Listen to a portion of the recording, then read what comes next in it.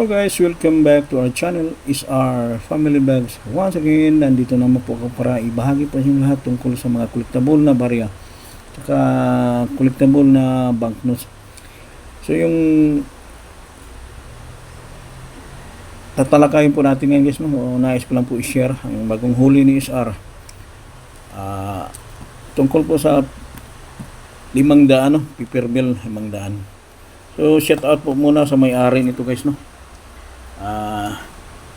Troy Aquino, from Baliwag, So maraming salamat po sir, talagang solid supporter ni SR, So isa-isahin po natin, para maintindihan po sa mga viewers, Tanggalin mo muna natin sa plastic, Ito po guys, bakit binibili ni SR, Yan po, inaalok niya sa akin, pinapasa niya sa messenger ko, So, kaya sabi ko, meet up po tayo, So, siya naman mismo pumunta sa trabaho, so nakilatis ko guys, Ito po, ang nakarelate dito, yung mga legit collector lang po, Overcut po dito guys, Shorted na yung pagka mint, Pagka yung mga mint error, Ito medyo makapal na, So, para maniwala po talaga yung nanonood, i-compare po natin sa normal na 500, Kuha tayo ng mga 500 dito. Ito guys, magkamukha sila guys, para ma-compare po natin. Kasi yung isang 500 may guhit yun dito sa gilid. Ito na i-compare natin. Para patunay na talagang may error, Focus muna natin konti, I-zoom na natin konti yung video, Yan kailangan yung lalo sa mga baguhan, nais mangungulikta o mga error, kaya mga mint error, mga ganitong klaseng overcut, i-base po natin sa original, yung sa common, i-compare natin kung parehas ba yung size nila, Yan guys, talagang parehas, walang lumagpas, Pero kung bakit binibili namin, kasi para isa-isahin natin, yung magkaiba. Yan, yung sa ilalim, ito yung nabili ni SR, Dito po kayo mag-base, para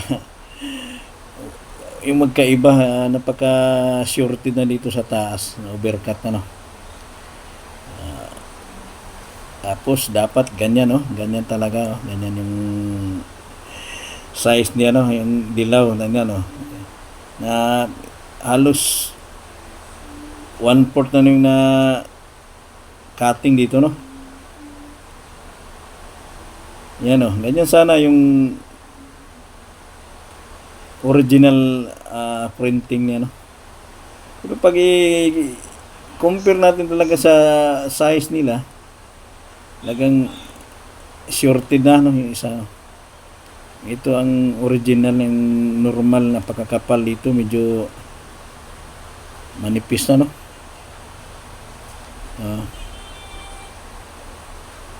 Yan, maraming salamat po sa may-ari nito, si Troy Aquino. Talagang nagtitiwala po sa channel.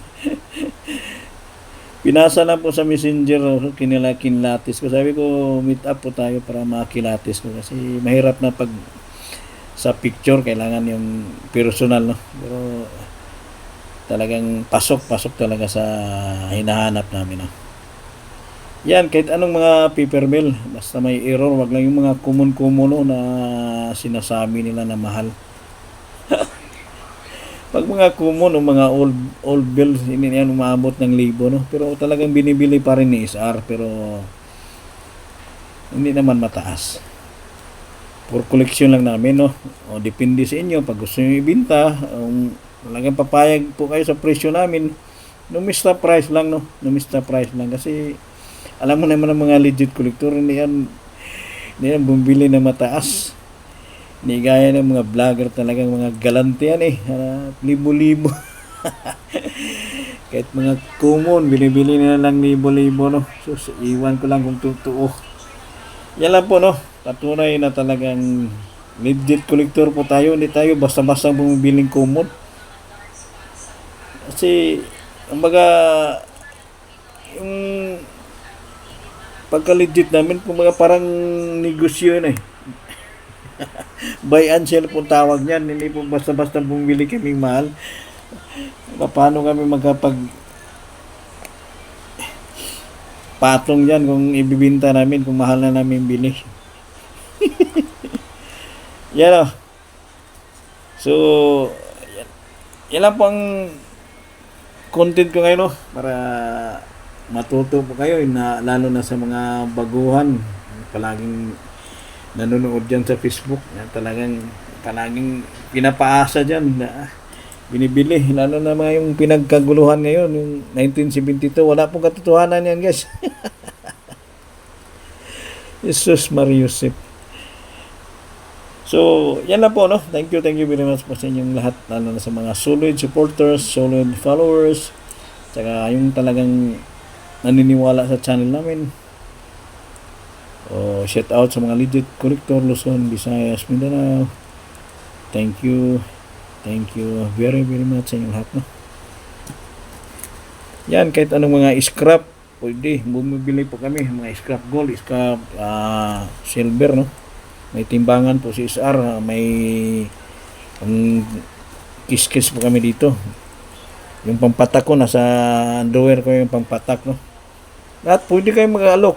Basta mga pagkinabangan natin, no? Naisibinta.